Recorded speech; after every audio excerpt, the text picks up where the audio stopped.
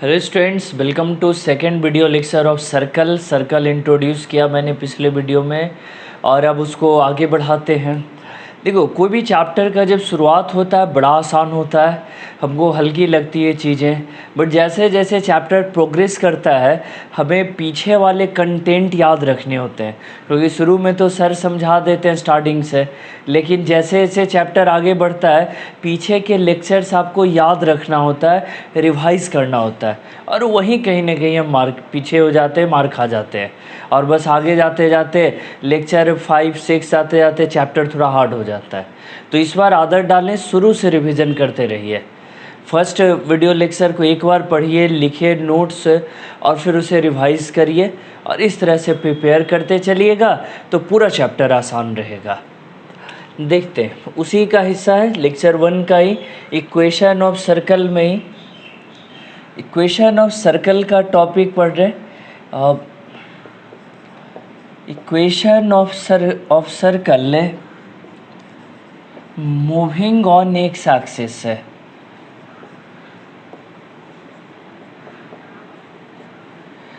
ये सिस्टम बनाया, इसमें अगर एक इक्वेशन सर्कल लिए जिसका इनिशियल था ए, और एक रेवोल्यूशन, एक रोटेशन ये चला और अब पहुंचा बी पर। पहले पोजीशन ए और अब आया बी पर, तो बताना है कि इसका दोनों से केस में इक्वेशन क्या होगा। तो कर है कि पॉइंट बना दें after one revolution, after one revolution, एक बार घूमने के बाद कि कैसे इक्वेशन क्या होगा। देखिए, रेडियस कितना है ए, तो पहले से इक्वेशन क्या हुआ, सेंटर हो गया ए कॉमा ए और रेडियस हो गया ए। इक्वेशन इससे सबसे पहले स्टैंडर्ड इक्वेशन इसका लिख ले, x minus a whole square y minus a whole square equal to a square. Centre जब पता है ए तो पढ़े थे ना, x minus x1 square y minus y one square, वो भी a है, और रेडियस कितने के बराबर है, a के इक्वल है। अब एक रेवोल्यूशन चला, एक चक्कर चलने पर कोई भी सर्कुलर व्हील पहिया का क्वेश्चन हम लोग पढ़ते हैं, तो एक चक्कर घूमने पर कोई सर्कल कितनी दूरी तय करता है, तो अपने सरकमफेरेंस के बराबर। तो ये जो डिस्टेंस है इसको एक्सप्लेन करें, A B equal to distance covered in one revolution, और इक्वल टू होगा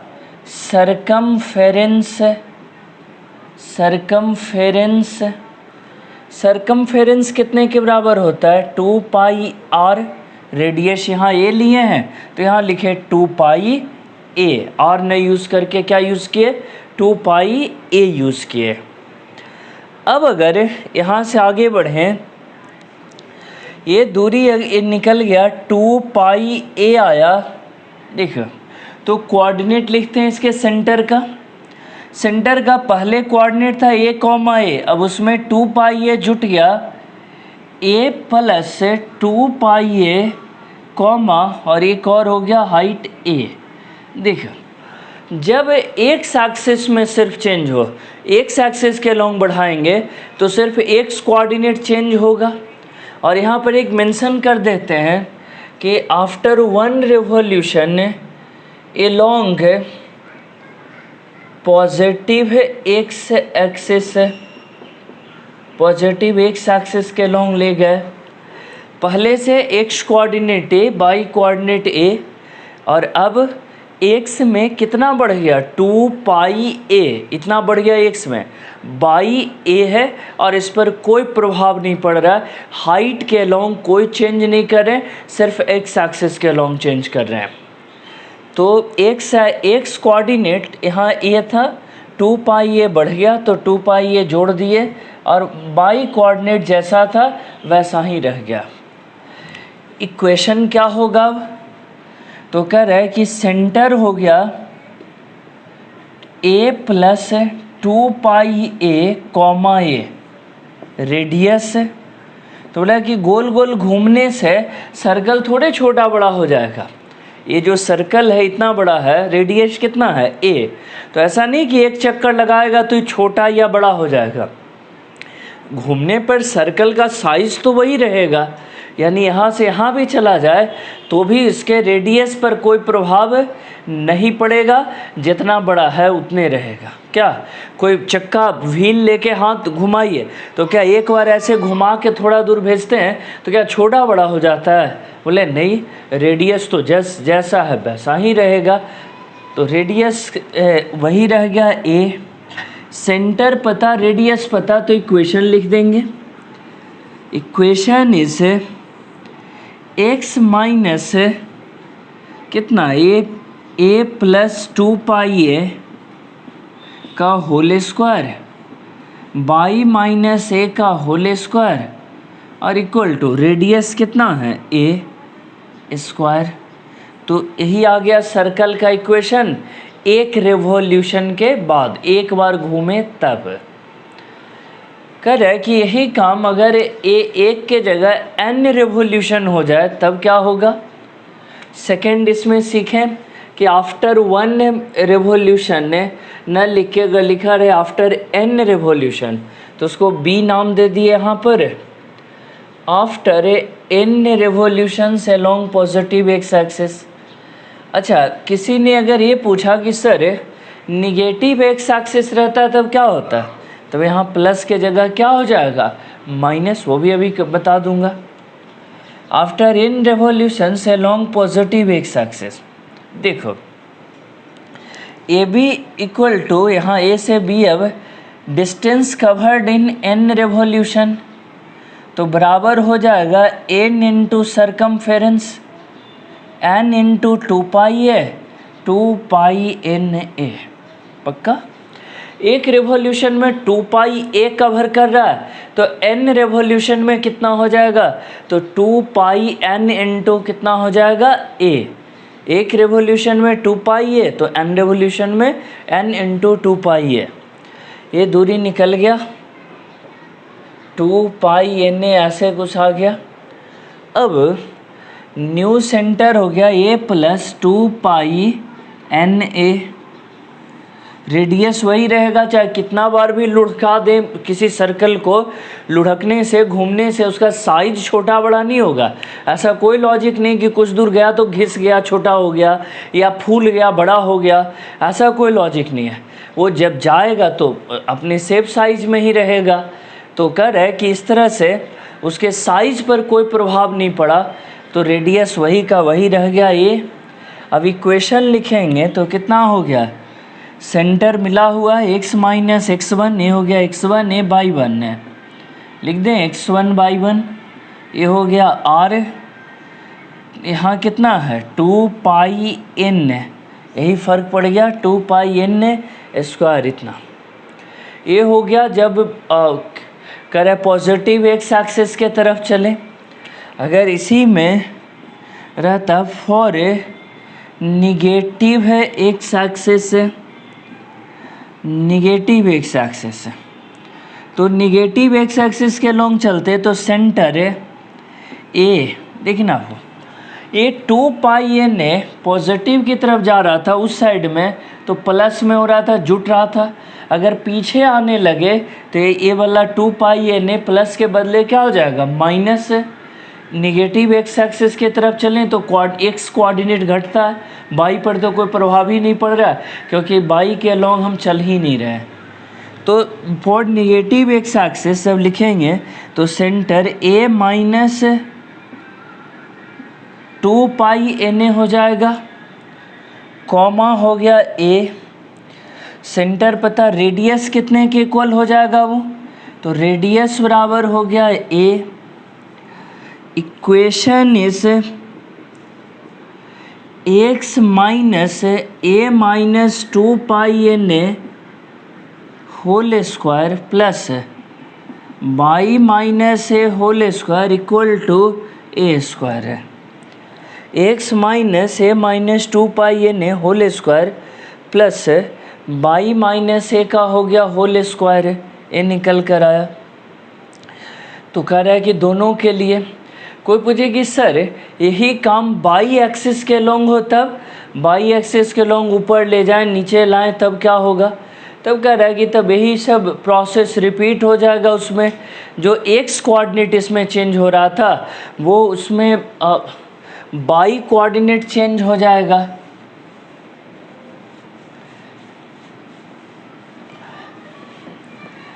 अगर सेम काम हम लोग बाई एक्सिस के लॉन्ग करें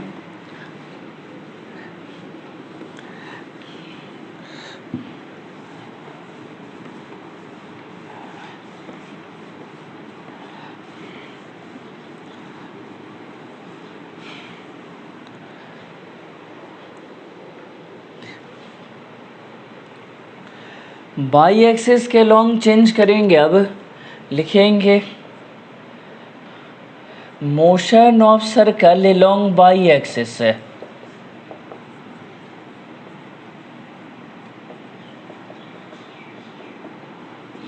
देख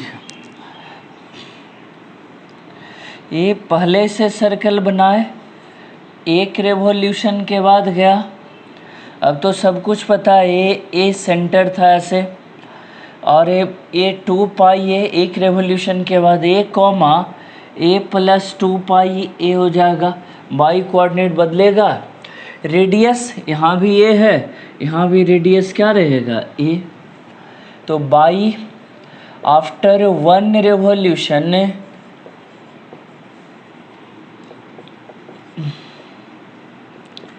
by minus a whole square, sorry x minus कितना है, सेंटर कितना हो गया वो x1 ए बाई 1, और r बराबर हो गया a बाई माइनस बाई 1 और का होल स्क्वायर इक्वल टू हो गया a स्क्वायर, ये निकल कर आया इक्वेशन। फिर उसी तरह से यहाँ देखें, अगर n रेवोल्यूशन हो जाए तब आफ्टर n रेवोल्यूशन, ठीक है, पहले 1 रेवोल्यूशन वाला वो फिगर लिख लिए, n रेवोल्यूशन करेंगे तो यहाँ n से मल्टीप्लाई हो जाएगा, यहाँ भी चेंज हो गया 2 पाई एन ए। खूब अच्छे से पढ़े थे अभी एक्स एक्सिस वाले में। कह रहा है कि अब x माइनस तो a रहेगा चूँकि सेंटर का x कोऑर्डिनेट अभी भी वही है, बाई में a plus 2 pi N a और होल स्क्वायर इक्वल टू हो गया कितना a स्क्वायर। यही आ गया। जब बाई एक्सिस के लॉन्ग रोटेट करेंगे तब, अगर बाई एक्सिस के लॉन्ग नीचे की ओर जाए मतलब निगेटिव बाई एक्सिस, तो यहाँ पर क्या हो जाएगा minus. For negative y axis तो x माइनस ए और बाई माइनस ए माइनस हो जाएगा 2 पाई एन ए और whole square equal to a square. For ऐसे लिख देते हैं motion along negative y axis, negative y axis, motion along negative y axis. उसके लिए अगर डिस्कस करें तो ऐसे निकल कर आएगा। तो चलिए ये पढ़े सीखे, एक छोटा सा टॉपिक था उसको खूब अच्छे से एक्सप्लेन किए। अब इसी में सीखते हैं कि एक सर्कल का इमेज बना दें तो कैसे आएगा। देखिए एक सर्कल का इमेज अगर बना दें तो कह रहा है कि सर्कल का इमेज बनाइएगा तो सेंटर चेंज हो जाएगा, सेंटर चेंज हो जाएगा लेकिन रेडियस वही रहेगा। क्या, अगर लाइन मिरर है, प्लेन मिरर है, तो उसमें इमेज बनाने से सिर्फ सेंटर चेंज होगा, उसके रेडियस पर कोई प्रभाव नहीं पड़ेगा। आईना के सामने कोई गोला रख दें तो क्या आईना में उसका इमेज बड़ा छोटा होगा? बोले नहीं। अगर प्लेन मिरर में बना रहे हैं, समतल दर्पण में बना रहे हैं, तो उसमें जितना बड़ा ऑब्जेक्ट रहता है उतने बड़ा इमेज भी बनता है। तो इसीलिए उसमें इमेज के साइज पर, रेडियस पर कोई प्रभाव नहीं पड़ेगा, सिर्फ सेंटर है जो चेंज हो जाएगा। यहाँ पर लिखें image of a circle in line mirror, image of a circle in line mirror है। अगर ये मिरर बना दिए, ये सर्कल का फर्स्ट इक्वेशन है। अब देखो ये इमेज बनाएंगे,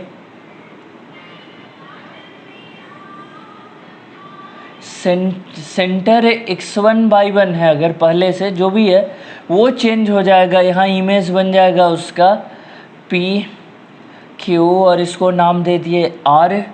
तो सेंटर का रिफ्लेक्शन हो जाएगा x1'/1 और बाकी रेडियस अगर पहले से R है तो रेडियस यहाँ भी क्या रहेगा R।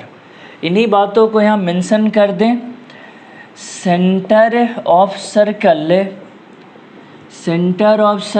गेट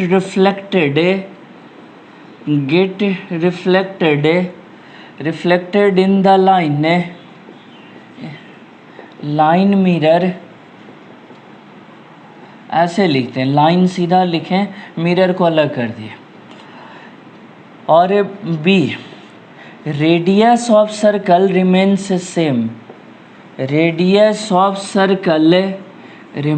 सेम, न्यूमेरिकल बनाने के लिए इसका हम लोग को स्ट्रेट लाइन का एक तरह से क्वेश्चन बन जाएगा। एक एग्जांपल देता हूँ और उससे आपको एक बेहतर समझने में बनेगा, क्योंकि थ्योरी तो यही है कि एक लाइन दिया रहेगा, लाइन में इस x1/1 का इमेज निकाल दीजिए, आया x1' और y1'। रेडियस पहले r था, अब भी रेडियस क्या है r है, रेडियस पर कोई प्रभाव नहीं पड़ा है। अब ये जो इक्वेशन है इसमें इमेज कर रहा है कि रेडियस सेम है, तो नया सेंटर x1' y1' और नया रेडियस r लेकर के इक्वेशन लिख दीजिए, वही नए सर्कल का इक्वेशन हो जाएगा, इमेज का इक्वेशन आ जाएगा। तो हम लोग इसको देखें आगे। Radius of circle remain same. हाँ, एक क्वेश्चन हम लोग इस पे कर लेते हैं ताकि वो बात समझने में और क्लियर वे में बनेगा कि कैसे कैसे इसको सॉल्व करना है। देखिए जरा, क्वेश्चन है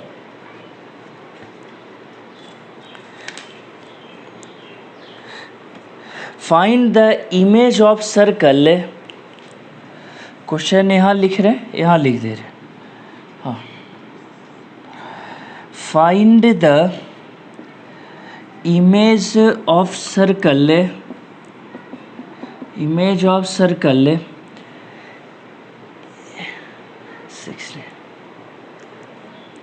x² plus y² plus 16x minus 24y plus 183 equal to 0 in the line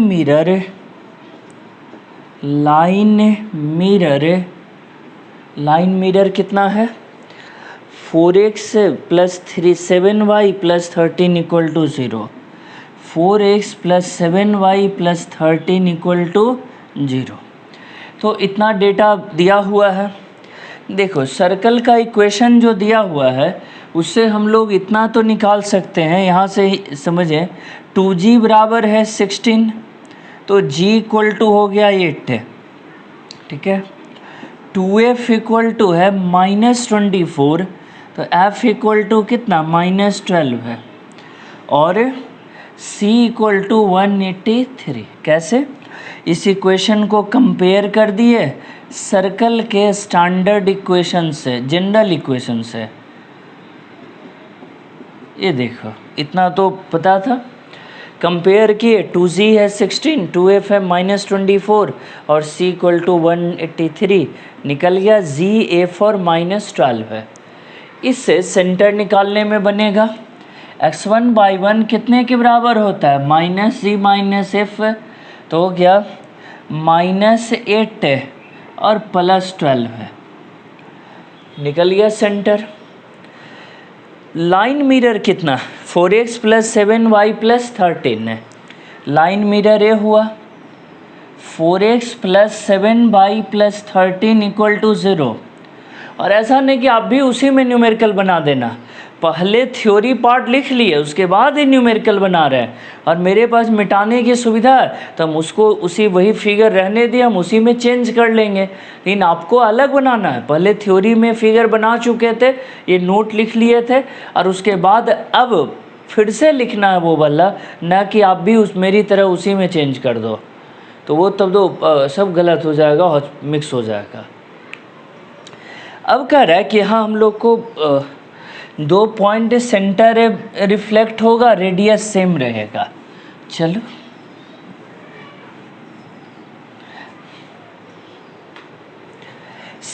radius पहले निकाल लें, कितने के बराबर है इसका, r equal to root under g square f square minus c root under 8 square,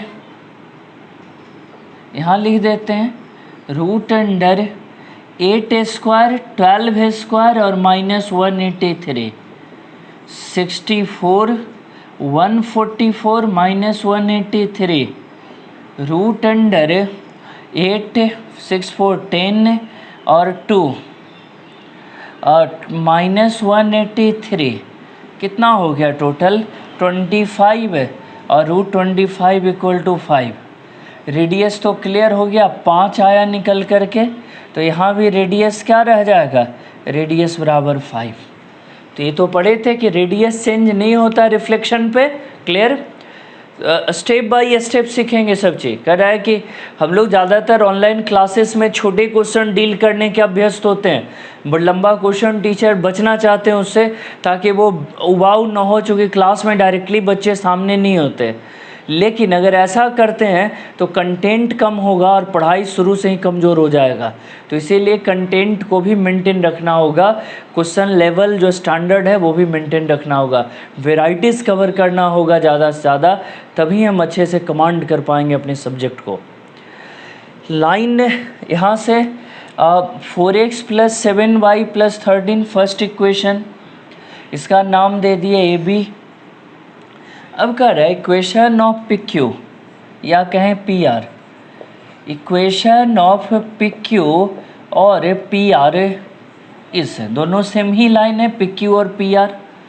कह रहा है कि 7 सबसे पहले जो गिवन था वो भी लिख लेते, equation of AB is 4x + 7y + 13 equal to 0 रख लिए। इक्वेशन ऑफ PQ और PR ऐसे लिख दीजिए, which is perpendicular to AB, perpendicular to AB is, देखना हो के मेथड याद होगा आपको स्ट्रेट लाइन का। जब परपेंडिकुलर लिखते हैं इक्वेशन, x का कोफिशिएंट y में, y का x में, 7 आगे चला आया, 4 पीछे चला गया, और बीच का साइन चेंज, प्लस का क्या हो गया माइनस, और प्लस k इक्वल टू 0। कहाँ से पास कर रहा है, थ्रू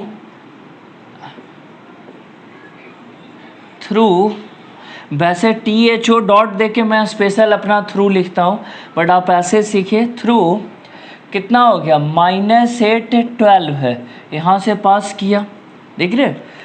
PQ लाइन कहाँ से पास कर रहा है, -8 और 12 से, रख दीजिए इसमें 7 × -8 4 × 12 है, plus k equal to 0, k equal to आ गया 56 और 48 104 है।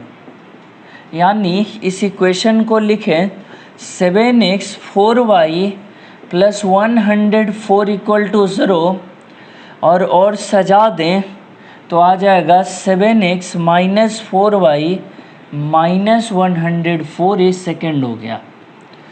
फ्रॉम 1 and 2, 1 कहाँ गया, यहाँ 4x + 7y इक्वल टू -13। हल करने का उपाय लगाइए, फर्स्ट में 7 से मल्टीप्लाई किए और सेकंड में 4 से, कट गया। 49 और 16 65x इक्वल टू 728 और 52 780, कटेगा 13 5 65 है, 13 6 ऐसे 5 से 12 है, x इक्वल टू 12 आ गया। रख दीजिए फर्स्ट में from 1 4x plus 7y plus 13 equal to 0। देखो 12 आया है x का वैल्यू, यहाँ साफ से लिख भी देते, x इक्वल टू 12 है। 12 इंटू 4 48 है, 48 और 13 कितना हो गया,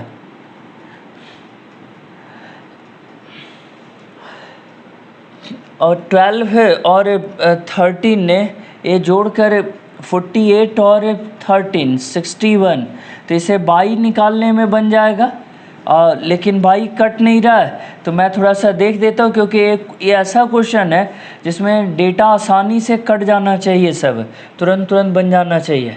ये स्ट्रेट लाइन में भी ये सेम क्वेश्चन पढ़ने के लिए रहता था, वहाँ इमेज निकालने के नाम से दिया जाता है। तो एक बार फटाफट मैं चेक कर देता हूँ कि कैसे, कहाँ पे बैक जा कर के और देखता हूँ इसको कहाँ क्या गलती हो रहा है।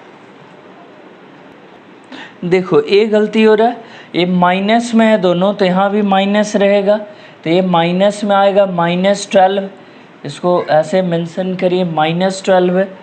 अब यहाँ रखेंगे तो माइनस से 48 और 13 है, हो जाएगा -35, -48 7y प्लस 13 इक्वल टू 0। अब नीचे वाला हटाना पड़ेगा, और अब वीडियो पॉज करके लिख लेंगे ये सब, और तब नीचे वाला जो है लिखिएगा। देखो कितना आया निकल करके, 7y इक्वल टू 35 है, y इक्वल टू 5 आ गया। तो देखो लाइन 1 कौन सा था, लाइन 1 है ये भी, लाइन 1 है ये भी, और लाइन 2 कौन सा है, तो लाइन 2 है। देखो अब ये लाइन ए बी और पी क्यू जब कट किया तो यहाँ एक क्यू निकल गया -12 और 5, जब ये मिल गया तो x1 प्लस x1 डैश बटा 2 किए तो -12, और y1 प्लस y1 डैश बटा